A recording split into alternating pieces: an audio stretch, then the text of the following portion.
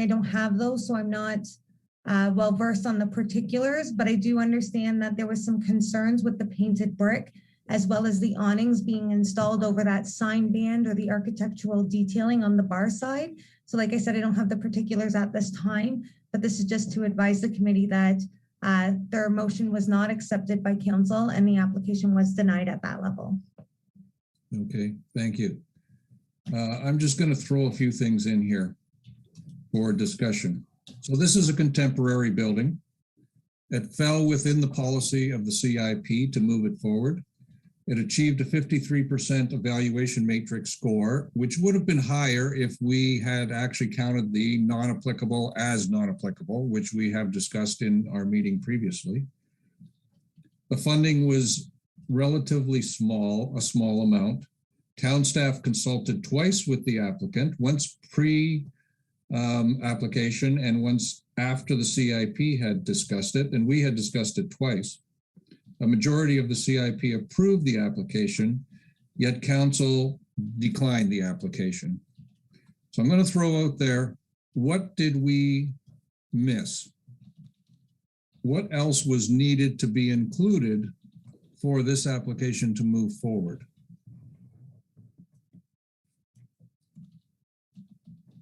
Any comments? I just watched the minutes from that, Irv, and it was actually very disturbing, actually. So I think this committee is probably redundant now. We should let council make all the CIP decisions from now on. It's a waste of my time and your time. Okay, any other comments? Janet? I too, Irv, I had sent you a follow-up email. I watched it. I wasn't in attendance, but watched it after the fact. And I think we're at the point that there's a crossroads. Council wants a more defined, and the guidelines aren't as definitive as they should be, in my view. So if council wants changes, I think we should kind of put a pause and go back to council and ask for that. Because you're right. I think we're following the guidelines, and then it comes forward to committee and they deny it. So there's only so much we can do. It ultimately is council's decision to make. But maybe it's not a good year. Maybe the pandemic has put there's not a lot of monies in the coffers, so people aren't able to bring forward, more substantial applications. And maybe it's time we just put that money in reserve and, fine tune the program and come back if that's the case, and the money will be there for future years. That would be my suggestion, but I'm only one of many, so. Okay, how does that sound to everyone? We have a monitoring report to review, and we need to do that and send that to council. And we've also got another application which we did approve previously for the old Kentucky Fried Chicken building, and that has to go to council, and I think it's going to go within the next couple of weeks. Carl, yes? Yep, so it will need to go up, but maybe we need to complete the monitoring report, get that sent up, and then see where council wants to take us from there. Okay. All right, let's move on. I think Councillor McGuire had his hand up, Irv, actually, so I'm sure he wants to say something. Chris, do you want to say anything? Yeah, I can. I think it's clear from the image that the masonry is rotting, the same way you wouldn't want to paint rotting wood. I think that was a major omission that should have stopped that from coming through. So I'm really happy to see that the council's taking a close look at these. And I looked at some past videos of meetings, and in every meeting, we often hear from the chair that the final decision rests with council. So I think that it was said in the meeting where that was approved. It'll probably be said in this meeting. I'm looking for really high quality projects, and if masonry is failing and we're just covering it up in paint, that's not, it's not going to help anybody in the long run, and it doesn't merit taxpayer money being spent. So in a year where every year finances are tight, I'm really hoping that the policy stuff that we could talk about tonight is going to really help us get set in a better direction, because these struggles are ongoing for sure. Okay, thanks, Chris. Okay, priority issues, the draft monitoring report. Mary. Sure. So I don't know if this warrants a drum roll, but so this is one of our drafts. So this would be the second draft. You didn't get a chance to take a look at this first draft. This was just reviewed internally. But this is the second draft of the CIP monitoring report that we're presenting to the CIP committee for consideration and input. So the framework for this monitoring report was actually prepared in consultation with this committee and with the evaluation measures that are stipulated in Section 9 of the Community Improvement Plan. Just a little bit of context that Section 9 of the CIP required the CIP incentives to be monitored for effectiveness on an annual basis with an interim monitoring report in year 3 and a detailed monitoring report in year 5. Due to regular changes in staff resources, the periodic reporting required by Section 9 of the CIP has not been completed to date. So this draft report that you're reviewing this evening is actually the first monitoring report to be completed over the duration of the CIP, and we're now in year 6. So in 2020, current staff had acknowledged the lack of stability with the CIP and their short-term experience with the incentive programs. As a result, we as staff turned to you, the evaluation committee, for advice and assistance with the context for the monitoring. So in fall 2020, the committee appointed a subcommittee for staff to consult with. So from October 2020 till January 2021, staff held several meetings with that subcommittee to discuss evaluation measures and review of the incentive programs within the context of municipal policies. Public consultation was also held in November 2020 to provide a public perspective to the report. Consultation results were also reviewed with the subcommittee to identify trends and formulate recommendations to streamline processing of CIP applications. So following the work with the subcommittee, staff continued to refine the evaluation measures and add new applications, as well as seek out any additional information that was identified in Section 9 of the monitoring that had not been previously gathered. So I'm now presenting to you this draft monitoring report, and I've highlighted specific areas for the committee's feedback and discussion. So Irv, would you like me to just go over those sections one at a time, or maybe I can open the floor to general comments first and then we'll go through that one at a time? Okay, just to indicate that the CIP policy is very specific on what we should be monitoring here and what we should be presenting to council, as Mary has outlined. I like to go through each page by page, to see if anyone has any comments or concerns. And maybe we can do it that way, Mary. And as we get to your specific questions and comments within the report, we can deal with those that way. Sounds good. Okay, so let's just start with page 1. Any comments or concerns, questions, issues on page 1? Nope. Okay. If I don't see anybody's hand up, I'm going to go through this fairly quickly. Page 2, any comments or concern on page 2? Nope. Okay. Page 3. Any questions, comments on page 3? Janet. So the staff complement, I do believe that needs to be looked at. Personally, I think we're very staff sort of heavy-ended, if you will, and we're looking to propose another half-time or part-time equivalent person. Did that come from a meeting that I didn't attend at, or is that just staff's kind of suggestion that more resources be put to it, or? Mary? That wording actually comes from the CIP policy itself, Janet. Is to be led by? To be led by a part-time equivalent staff person with consideration for a full-time equivalent as demand arises.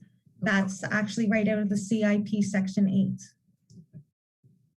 And do you know why that has not been? They just thought we'd try it and see what happened without it, or don't know the background? Unfortunately, I don't. Like I mentioned earlier, the CIP unfortunately has changed staff hands several times over the course of the last 6 years.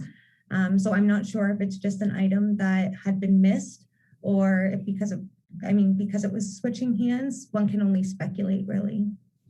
Because we're not only looking at the grant monies here, we're looking at staff's time here that adds to the program costs. So I mean, now you're looking at there's what, 2, 4, 5, 4 of us here, staff, and that we're looking to propose to add more to that. So that just seems a bit, as I say, a bit heavy-ended in that regard. So that's just my feedback on that section.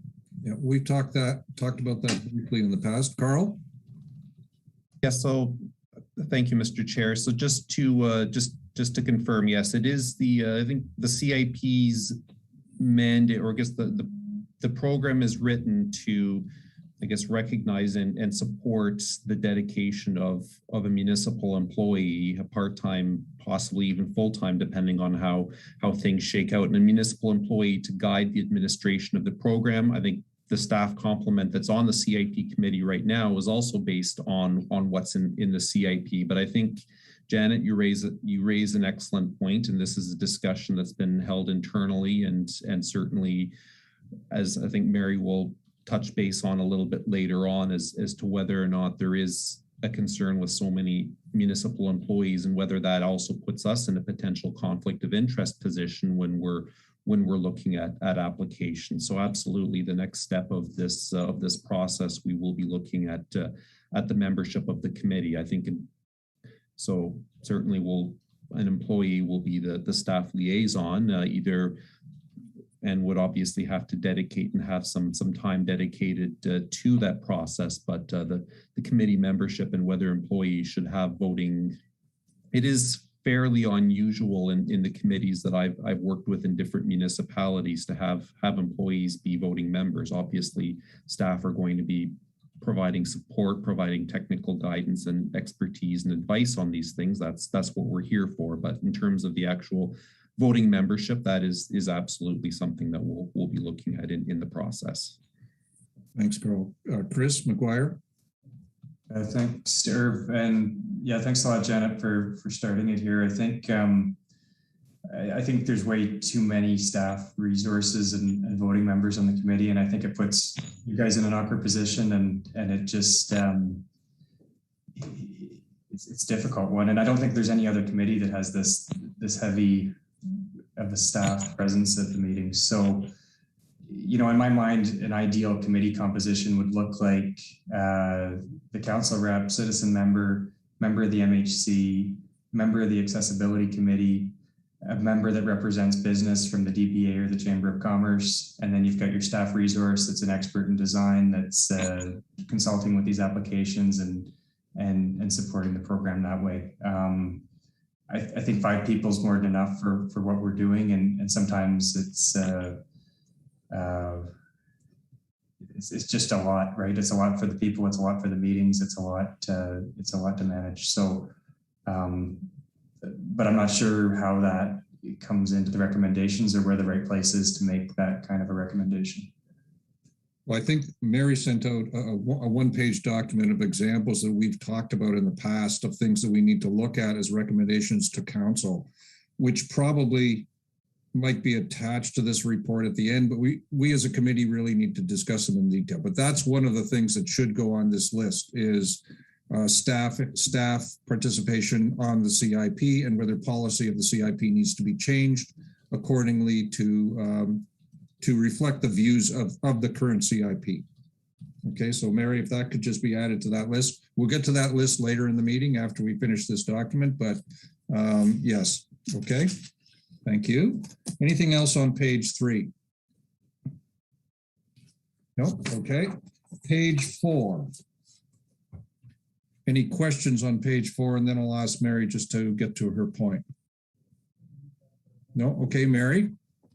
All right, so on this one, I just wanted to highlight that there is a section where I highlight some of the trends that the subcommittee noted that came from the public consultation in November 2020. So that was promotion, application requirements, and processing timelines. So these were kind of identified as possible hurdles. Maybe we're not doing enough promotion, or the application requirements, as we know, many people have a hard time meeting all the submission requirements, as well as processing timelines, because they can be quite long. So I just wanted to see if the committee had any additional trends that they saw in the public consultation results. I don't know how legible they were, but anyways, if there was any further trends that they felt should be detailed in that section. Okay, we did review the consultation results a couple of meetings back, but did anyone have anything else to add as far as themes from the consultation goes? No, Mary, I think you're good. Thank you. Okay, thank you. Page 5, any comments or issues on page 5 before I ask Mary to speak? Sorry, Chris, did you have your hand up? Yeah, thanks, sir. I just wanted to confirm that we got a receipt for the stained glass windows, the relighting on 14 William Street West, if we're going to include it in there, because I wasn't sure if they just got reflashed with aluminum or if they've actually been taken out, restored, and removed and reinstalled, because they don't seem to have left their location. Mary or Carl, any idea on? So I did get an invoice denoting work on the stained glass windows. I'll have to pull the invoice to take a more detailed look, Chris, but I'll do that this week and I'll follow up with the entire committee by email. Okay, thank you. Okay, if there's no other comments about page 5, Mary, would you like to voice your comment here? Perfect. So my comment is pertaining to the committee's previous comments to the downtown core design guidelines being generic and broad.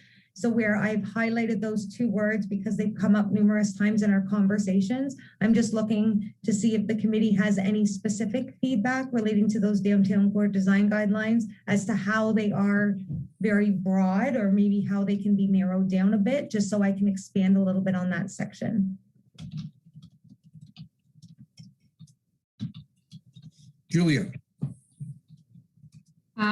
And I provided comments before and had a chance to review as part of, staff. And so my comments on this being fairly generic and broad isn't necessarily a bad thing. That opens up the opportunity for businesses to explore design. And I think, we can't tell them what we want the building to look like. I think we can guide them based on what the guidelines are for the CIP. But if we narrow it down too much, I think we're going to get the same look and feel on every single building. And we're not going to do what we want to do. We're not going to be able to, respect our heritage, but also go into modern times and have that balance of historical and contemporary, which I think the town is looking for. Okay, thank you. Chris?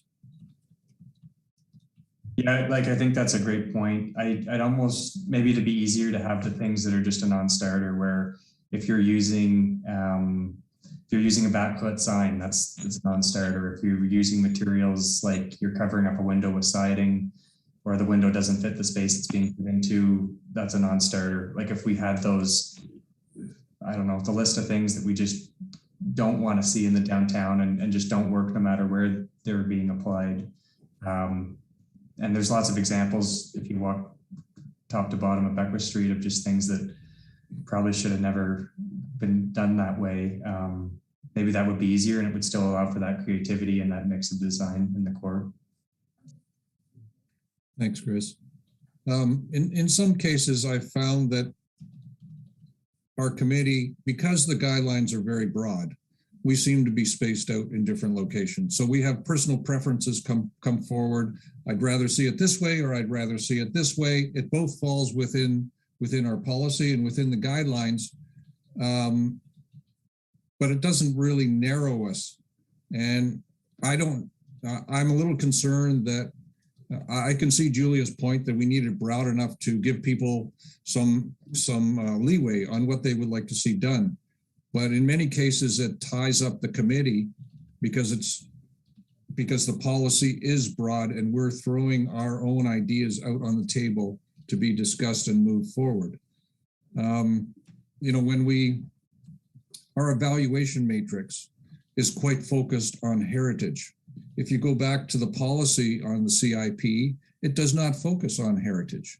So it focuses more on commerce downtown and helping businesses move forward. Well, that may not fall within our evaluation matrix. So how can the policy help us to do our job properly if we've got that kind of difference between the two sides? And maybe because the downtown revitalization is so broad that it just confuses us when we're discussing it, rather than having the policy fine tune us to get the right answers coming forward. Julia? And again, I don't think that's necessarily within the policy document itself. I think that's within the understanding of what the committee is here to do and what their parameters are within the committee and what they should be looking at and approving, rather than narrowing down on the actual design of the building and more looking at the broader context of what the application is and not getting into the nitty gritty of I don't like gray over I don't like blue. If they are within the color standards that are set out within the design guidelines, then we shouldn't be talking about color. If it meets the materials that are, you know, outlined within the guidelines, then we shouldn't be going back and forth about materials that are being proposed. So we really need to look at, is this an improvement to the building over what it is? And is it going to meet what we're looking to do and the feel we're looking to do within the downtown? Okay, I agree with you completely, but I'm not sure that between the revitalization document and the CIP document that it really does what you said. Too much of our personal feelings come forward. We do argue about gray or blue all the time. And we do argue whether it should be this kind of siding or that kind of work to be done, because the guidelines are that broad. So, yeah, Karen? Yeah, I just wanted to agree with you, Irv.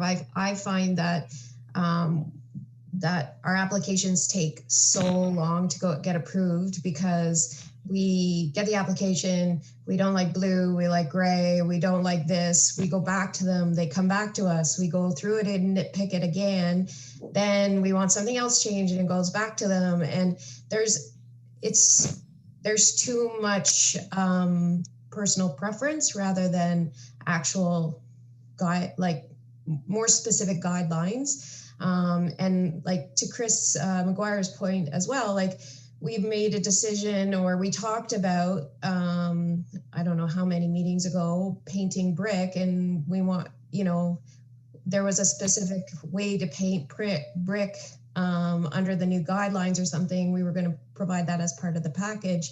I don't know if that happened. Maybe that would have helped Chuckles Jack application.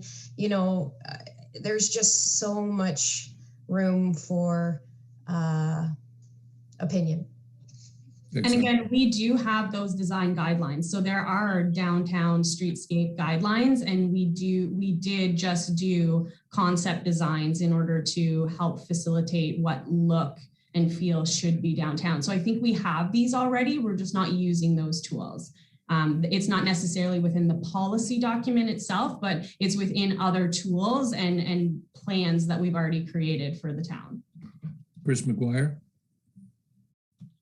Yeah, like I think those design guidelines are a great start, and I really think it needs some beefing up, because as much as we've tried to use them and they've been shared with us how many times, we're still struggling. And I think at the end of the day, if the town is not going to say no to certain things, then we're kind of stuck. It's really like, what's the point of what we're doing? So if certain things aren't off limits, it's always going to be a bit of a free for all, and it's why are we spending the money for what's going to happen anyway? So I don't know if the recommendation here is to beef up the design guidelines, to enforce the design guidelines of the downtown core.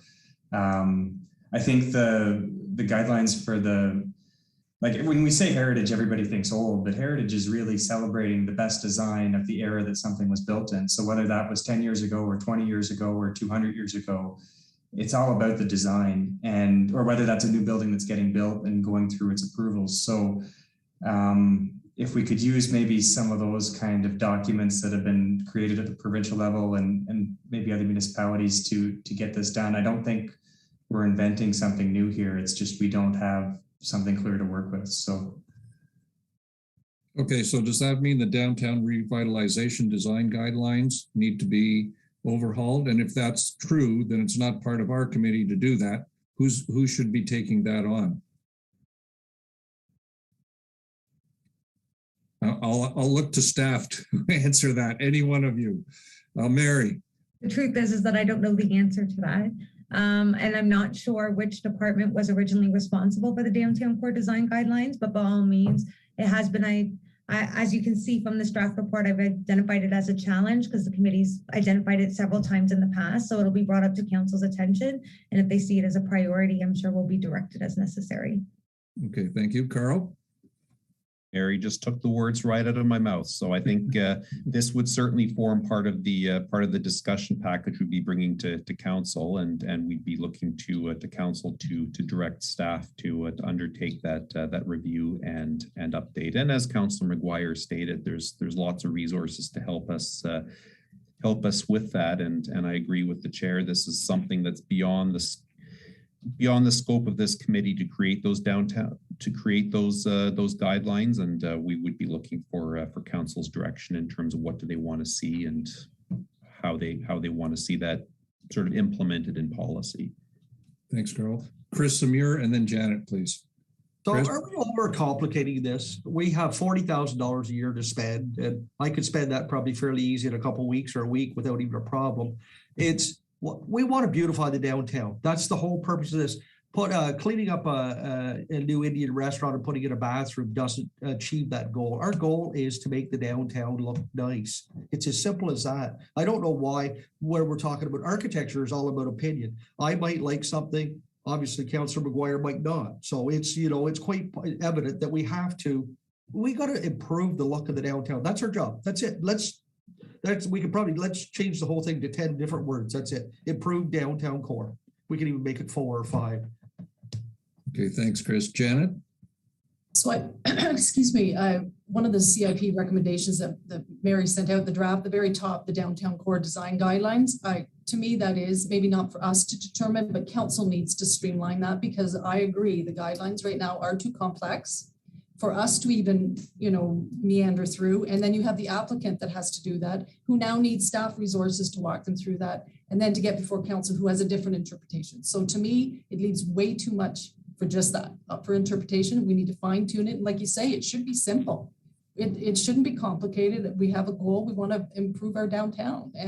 And to get through this, there's just way too many one line kind of counterproductive to the other line. Like, it's just too much to filter through.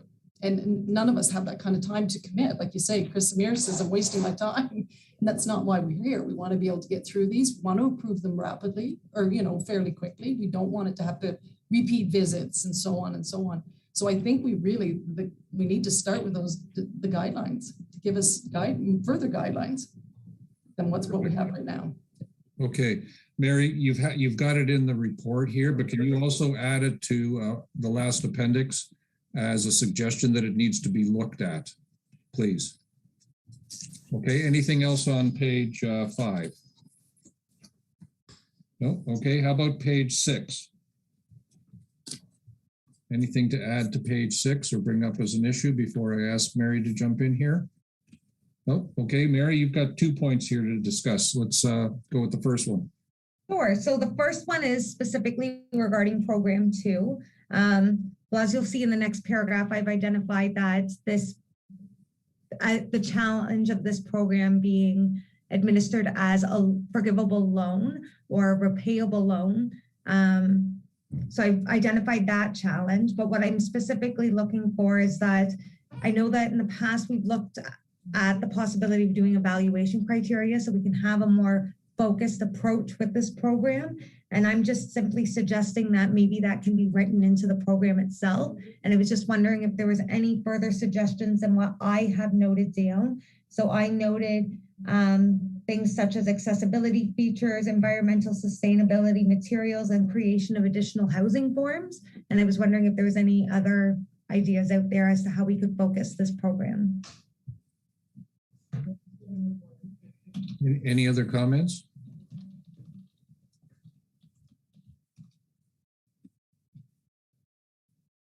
Chris Samir, I'm going to ask you a question. I know you're against program 2. Do we need to put that question to council as to whether it should be included as part of the CIP? It is now, and it's up to us to do the evaluation because it's part of the policy. Does that question need to be reviewed? Absolutely. You for profit business, you can't give people money to help the inside of their building. If they want to clean it up so every taxpayer gets to see that building, absolutely. But we should not be giving program 2 should not even be part of the anything we look at. And I think program 2 is about sustainabilities of our buildings, because if we have property owners and business owners that can't do that, then our buildings are going to start deteriorating. I understand your point, Chris, for sure, but not everyone, especially small businesses and a lot of the leasehold improvements fall on the leasee, not the property owner. And so this is helping not just the property owner, but a new business who are coming into our town to create new jobs and create new excitement and new services and retail opportunities within our downtown. So that's what this program is supporting. And no one is going to go into a building inside the building. The outside can be beautiful, but if the inside of the building, the washrooms aren't working properly and it's dingy and dirty, people are not going to go in there. So helping those new businesses who want to invest in our community, I think this is the way that we can support them to do that. Okay, Chris McGuire, please. Yeah, I think Julia hits the nail on the head. But the one thing I just wanted to add too is that $80,000, when we look at the tax revenue these buildings would have brought in, because when we had a vacancy rebate, they weren't taking in a vacancy rebate. They've been filled. 2 of the ones, the Vault and Davidson's Courtyard have had turnovers, and those turnovers have been quick. When you think about when you walk down Main Street, when you walk down Russell Street, those spaces that are chronically empty, spaces like that have been transformed in this program. And for $80,000, I see an incredible value to the taxpayer that they get a return on the investment on. So I really like this program. Chris Samir. Okay, so if we're going to use all the town's tax dollars, it's not the DBA dollars we're using. Let's open this whole program to the entire community then. Why should I be able to create, have my washroom renovated in downtown core where I can't have it at the mall? It just doesn't. Julie is completely correct about creating jobs, but let's not just, if we're going to use taxpayers' money, let's use it everywhere, not just in the CIP area. Chris McGuire. It's the same reason all the CIP programs exist. Any business in town could use a subsidy, but the downtown's been underinvested in. And the whole idea behind this policy, the foundation of everything that brings us here to the table, is that a strong downtown makes a strong community. And without that, you won't have a strong community. So I think, when you look at developers, where are they developing? Highway 15, Lombard Street, the mall. You don't see that same kind of development happening in the downtown core. And that's exactly the reason why this is needed. When you look at the businesses on this list, they're all small players. So, if we're going to hand out a subsidy, I want it to go to the small player and not the big developer.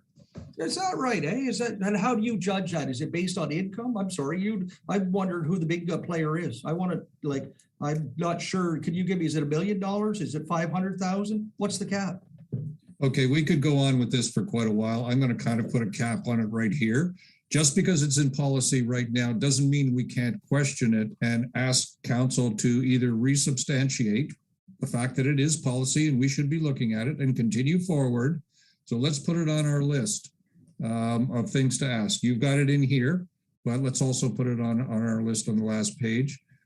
And this is our opportunity to question the policy and discuss whether it should be changed, left the way it is, improved, more detail going into it. So let's do that. So let's just put it on our list and council can come back to us with a decision.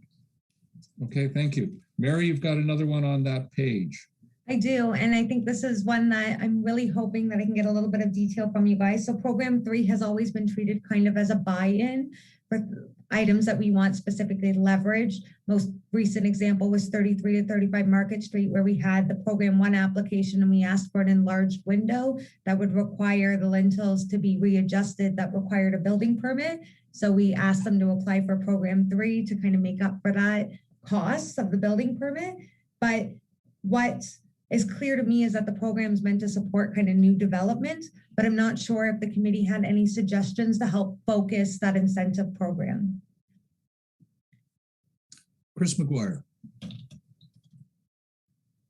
I'd love to see this one used as kind of a backup for you know, if it's just not coming together for a program 1 or a program 2, at least we can give you a discount on your building permit fees and thank you for getting a building permit in the CIP area kind of thing.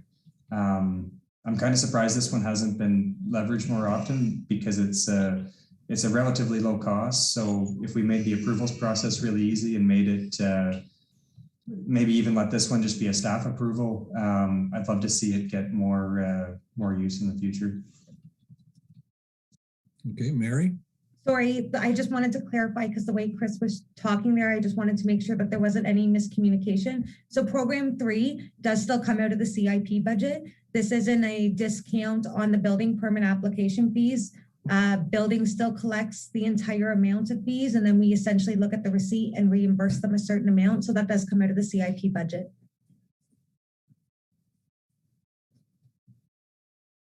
Thanks, Mary. Any other comments on page 6? No? Okay. Page 7. Any overall comments on page 7? Or questions? Janet? Just wanted to clarify that the bottom half assessing the impact of the CIP, and from the launch of the program, there's a total of 215,000 in CIP, which is fine. Then it goes on to say the value of 2.2 million, but on the little note, it says shouldn't include anything that's pending. And to me, the Hotel Rito shouldn't be included in there because it is pending. And it just skews the number that we've released this, but the construction value is this. But I see Mary's got her hand up, so. I just wanted to clarify for you, Janet. So the reason why it was included was not because of the program 4 application, but because we supported it through a program 1 application for the railings. To the tune of 1.4 million? That's what the note at the bottom. No, we supported $10,000, but it supported that much in development and construction value. Does that make sense? So that's what I know. Okay. And that's why I added that footnote to kind of clarify that, because it does seem like a rather high value for a low amount of funding. But the fact of the matter is that when it comes to any other application, I'm looking at any. So for example, we supported a rezoning down by the waterfront on Center Street there. So I recorded the construction value that supported, but again, right, we gave them $1,000 and we got hundreds of $1,000s worth of development. But I recognize that the Hotel Rito made up a great portion of that. So I wanted to break it out and kind of denote that it is, we did support that construction. So it is included, but the reasoning for that figure being so high, it is essentially because we've included Hotel Rito for that small amount of funding they received. Okay, Chris Amir?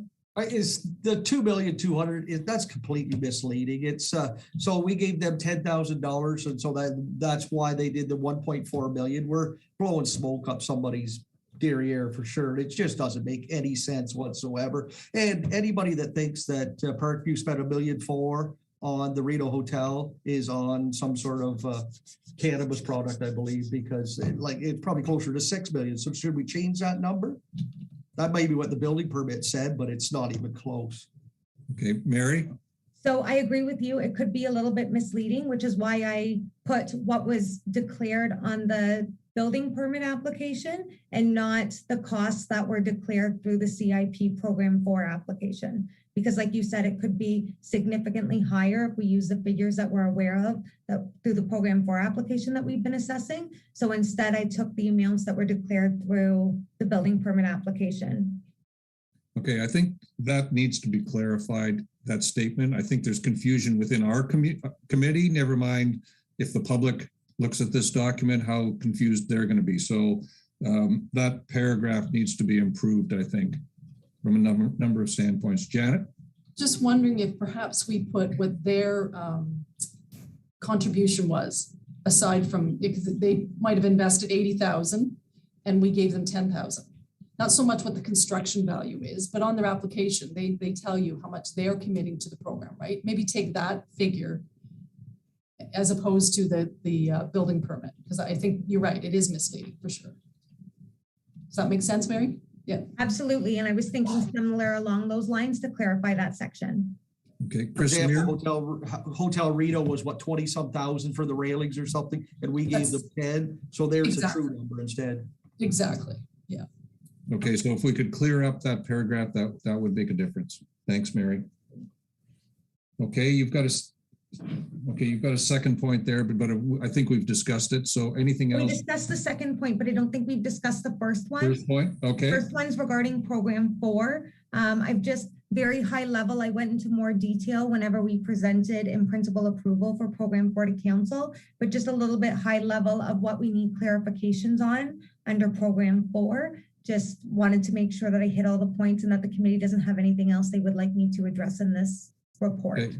We had a subcommittee to look at program 4 and the application that came in from program 4, and it was very confusing for all of us as to what we should do. We finally did come up with a possible solution, but I think we need council to improve the policy on program 4 and be very specific with their approvals of a project ahead of time, and also to look at the schematics of how the funding is going to come forward, whether it's under the tax base at 10% a year or what's going to happen. That needs a lot of work.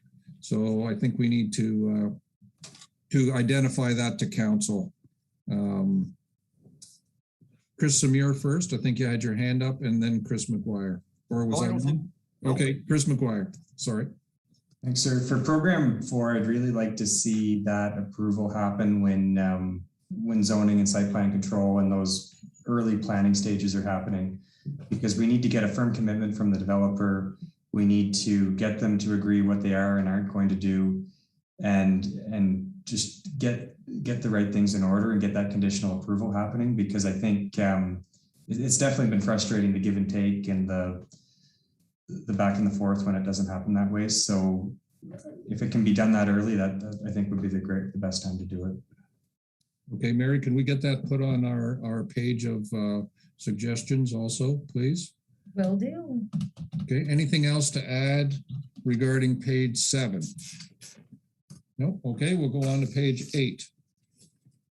So overall, any questions or concerns before we get to Mary's point?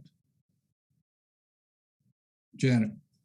Again, back to sort of the conversation on the construction value at the top, she has released funding, has supported private investment value of more than 10 times. So that'll obviously change once she lands on a different total value of what the applicant has invested. Okay, perfect. Any other overall comments? Okay, Mary, over to you. Perfect. So this is actually just more of kind of an open forum. So it just says feedback and suggestions from the committee for this section are welcome. So under the analysis and options area, I have outlined a few high-level challenges that we are receiving. One being that we're seeing a natural evolution of development in town, and that the goals and rationale of the CIP may have evolved over the course of the last 6 years. So even though we've only been operating for the last 6 years, this CIP was actually approved in 2013, which was 8 years ago. So it's been quite a while since this was developed. There's also a little bit of information in there regarding the membership. And then eligibility, the operationally, I was suggesting that maybe it would be more appropriate to have a single intake throughout the year where we can disperse all funding in one go instead of accepting it on a first come, first served basis throughout the year to ensure that monies are spent. So I just have some high level kind of direction there. I'd also like to use this as an open forum to develop that appendix that I'm trying to develop to attach of policy specific recommendations that the committee would like to see. Okay, I know with the recommendations, we had discussed a number of them in a subcommittee previously, and I know you have notes somewhere in your file regarding that, so we can add to that. But I'm wondering if anyone else has off the top recommendations that we could put on our list of what we need to look at. The other question I have is, how do we suggest, like, these recommendations probably need to have more discussion by the CIP so that we can kind of pull them together in a document. This is just an example for council to look at, that we have discussed some of this. How do we include that in the report, that we should have the CIP discussing these in more detail? Where do we put it in? Julia? My thought is we just need to go back to council and recommend that we need, to review the CIP as a whole. And have, staff and or a consultant come up with new policies, new programs, or revise policies and programs and be able to bring it back to council in order to move forward. I think there's been a lot of discussion at the table, and, it's a planning act program, and there is, it's not an easy process to change or update. It takes time, it takes approvals. So it's not as easy as, just having the CIP committee discuss it over and over again. I think we just need to go back to council and say, we need to relook at this and we need to come back to you with a new plan for approval. I'm going to ask Chris McGuire as the council rep how he feels about that. Yeah, I think it's an excellent idea. There's this talk of an affordable housing CIP. There's going to have to be a consultant hired for that. Is there cost savings to do both things at once? Probably. But I definitely think that the challenges we're facing now are not the challenges we faced in 2013, 2014 when this idea first came on the table. And I think it's time we need to face that. Okay. Carl. Yes, further to Chris's comment, I think that's absolutely right when we're looking at the affordable housing CIP, and when that's being going to be presented to council by the clerk, we're going to be looking at doing that in tandem with or recommending doing that in tandem with the revision of this one. And I think that becomes very important as well. For instance, if we're looking at a downtown CIP and we're looking at, say, tax abatements or some of the programs we have there right now, and if we're looking at something similar for an affordable housing CIP with a different mandate across the town, we want to make sure that the programs, the processes really align and they work together. They're not at odds. So if at all possible, it would be ideal that the same folks are really working on both of those, even if there's different committees evaluating the applications. And we're also going through a zoning bylaw review and update, as Carl presented yesterday at council. And so some of the boundaries of the downtown may change as well, and what commercial areas and their focuses. So that could give us an opportunity as well to align the CIP boundaries with any changes to zoning or official plan. Okay, all that discussion, does any part of that go into this report, or is that just part of the presentation to council as to the direction that we should be moving? I'll start with Carl, and then I'm going to go to Julia and see what she has to say. Yes, I think these are. I think what Mary's working on is an appendix to the main report, and these are discussion points. These are things that have been flagged by the committee to look at. So that's absolutely in bounds for what we're looking at. We don't know necessarily what the end boundary is going to be, but perhaps there's value in adjusting the boundary depending on what it is that we're looking to achieve with the revamped CIP.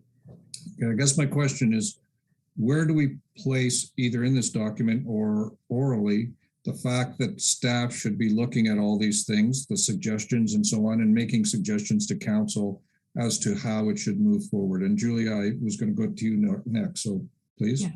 And I think laying out the obstacles and the challenges, as Mary has done, and Mary has done a great job, by the way, with all of this reporting. She's done a lot of research and she's had to listen to all of our comments and concerns and issues. So thank you, Mary. But I think they do help substantiate why we need to have a full-on review of the CIP. So I think including them in the report helps substantiate that, to say these are the issues. We're not doing what we need to do with this current CIP, and this is why we need to move forward and look at a total review. Thanks, Mary. So basically, what I wanted to say was that the recommendation itself, I haven't actually formulated yet, but like Carl and Julia, I also see that essentially the recommendation will be to update the CIP. And as Carl said, likely in tandem with the affordable housing, if council decides to go which they likely will decide to go that route, so that they agree with one another. At this point in the analysis and options section is where I personally would put reference to that appendix that we're currently creating, because the analysis and options section is actually framed to identify some of those challenges, maybe not so much the solutions, but it identifies some of those challenges and items of clarity and things that might need to be changed in the process. So I personally, what I would do is, will likely be to add a paragraph just speaking to the appendix that was developed essentially in consultation with the committee, as policy specific items that may need to be reviewed. And then we can use the analysis and options as well as the appendix as a reference tool for any future update. Okay, thanks, Mary. Janet. I was just going to say, the consultants, I believe, were the ones that initially did these guidelines, correct, Carl? This was not really council. I mean, obviously council approved it, but I don't think bringing in my view, a consultant, that we have this kind of starting point of a policy and now get feedback from council. This is not going to go forward and be done in one little meeting. They're going to give suggestions, go back, revamp the policy, take it back again. It happens numerous times with other policies and bylaws. So get feedback from council. I mean, they had plenty there at the last meeting, right, to bring forward. So all great ideas, and just bring those back and formulate it for a future meeting. I personally don't think another consultant is going to simplify this myself. Carl, any comment on that? Well, I think those next steps will have to determine in consultation with council and looking at the budget. I think if we do go the consultant route and create an RFP for this, then I think part of the supporting document that we're going to be giving the consultant is this incredible amount of background information and feedback and research and analysis that the committee and council have done, and that'll give some clear direction in terms of what the municipality is looking for through this. I think so those next steps, of course, will have to be worked out. I think it's fair to say that the plan that was done back in 2013 by Sierra did a lot of analysis of the economic condition of the time in Smith Falls at that point in time, looked at the economic challenges that we were facing and sort of framed their plan accordingly. So I think if we're updating the CIP, then we're either staff or a consultant, depending on resourcing, are going to have to really do a deep dive into some of that baseline information and update all of that information, and which will help inform where we're at. Okay, one thing I'd like to just throw on the list here, evaluation matrices. And I know this is kind of an operational thing, but once the policy is revamped, we really need to look at the matrices. We had a subcommittee that looked at program 1, and we produced a new matrice for that. And for a while it did work, and I thought we did a good job, but there are some issues with the matrice for program 1. None of the other matrices, we have one matrice for all the others. And we really need to take a look at that once the policy is revamped, so that we know where we're going to go. Each program has to be evaluated, a matrice produced for that, so that we can do our job properly. Okay, are there any other comments on page 8, page 9, and page 10?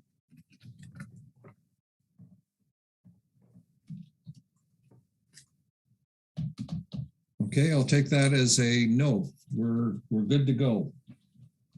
All right. Thank you very much for that discussion. I really appreciate all your help in putting this together. It was a lot of work by Mary, and she did a great job, but now we've fine-tuned it a bit more, and that's our job to do that. So that's terrific. Correspondent items, none identified. Roundtable. I'm going to throw one out here first off, and going back to what Janet suggested way at the beginning, and that is, do we need to stop any further applications from coming forward this year? Focus on the monitoring report and anything else that might come forward, but just put the word out that we're not taking any more applications right now until this is all reviewed and put to bed. Chris Samir? Did we already spend our full allotment for this year with the Indian restaurant, or where are we at with that? We don't know. So no, we don't know, and we have not spent our full allotment yet. But it's possible we could though, right? With the restaurant? We kind of looked, the last meeting, we went from 10,000 to 25,000. Council, of course, could go higher than that. That's up to them to decide. But at this point, we do have some money left over there, according to our proposal to council. Karen. Is it possible to keep the smaller projects going? Like if a business wanted to update their signage or something like that, that are approved by staff? We could do that. Like I said, until council approves. Carl, when do you think that's going to move forward to the KFC building to council? The KFC building will be presented to council on Monday. We're looking at the past Monday, but I've been asked to defer that report just to balance the agendas. We had a heavy agenda this past Monday, so it'll go this coming Monday. Okay, thank you. So we could have some funding still left over. Again, it's between 10 and 25,000. They could approve 10 and we'd have quite a bit of money left over, or 25 and we'd have a few thousands left after that for small projects. So do you want to leave it hanging there and just leave the money in and see what we might come forward? Mary, I think you might have a couple of projects on your table right now. So yeah, am I permitted to do my roundtable now? Because I actually have a couple of things I would like to bring up. So firstly, just to clarify, 21 Main Street East, the recommendation was for a flat $25,000 for funding that was discussed last month. So that would be the recommendation going forward after the previous recommendation was rescinded. Due to the Chuckles Jack denial. So if the 25,000 goes through just at 25,000, we should have $20,000 remaining, I believe. That's again, just off the top of my head, just to give you an idea there. Currently, I do have an application for programs 1 and programs 5 for the corner of Maple and William Street West. So that would be that old medical building. I spoke to the applicant today. He may be adding another program or 2 to that application. We are hoping to get that on the agenda for October. And then the only other item, and I'll just do this now so that I can get out of your hair. So the clerk emailed us this afternoon and advised that council's decision regarding virtual meetings was to maintain virtual meetings for the time being, and council's going to revisit that discussion in late November. Okay, thank you. Okay, so before we put that one to bed, Chris McGuire. It sounds like the one on Maple and William is going to be big. Those will be big projects. Why I would be fine saying we'll look at the ones that are already on the table. Maybe we'll have to earmark them for 2022, depending what we have left after the one that's coming on Monday. But you know what I mean? I definitely agree that we need to get organized here before we can't keep going on like this. Okay, so are you suggesting we should look at other applications with our 20,000, or we should not? Whatever's on Mary's desk, let's look at it, and that's it. Would be my suggestion. Okay, can we agree with that? Yes. Okay, let's go with that. Roundtable, Chris Samir. I have nothing to add right now. Thanks. Okay, thank you. Julia? I have nothing else to add. Okay, Janet? No. Karen? No. Dorothy? No. Okay, Carl? Nothing for me. Okay, Chris McGuire. So it's really nice to see everybody. With September, we had July and August for quiet meetings. Unfortunately, I was the only one that wanted to get back to in-person meetings or give committees the choice to decide whether to meet in person yesterday. So we're still stuck with it. But one thing, just coming back from the July meeting, we only had 4 people show up. So we decided to defer the discussion on the improvements or the streamlining ideas. And then I was really disappointed to come back from vacation and watch the August meeting. Not only was the decision rescinded by the August committee, which was only a quorum of 4, same as the July meeting. And then that discussion happened that we put off because there wasn't enough people to have it, out of a courtesy in July. So I didn't understand that, and I was really disappointed to see that previous motion from July rescinded, and it just kind of left me feeling, why did we bother with that July meeting? So just putting that out there, and hopefully we'll keep up with a full roster, and really happy we had that evaluation discussion tonight. So thank you. When you mentioned the motion rescinded, are you talking about the KFC motion? Yeah, the 10 to 40,000 to the 25,000. Okay, I think we were required to look at that because they had removed the Program 1 application, and that changed it enough that we needed to take a look at it again. So we did, and we approved it, but at a lower amount. Okay. Okay, I think that's it for today.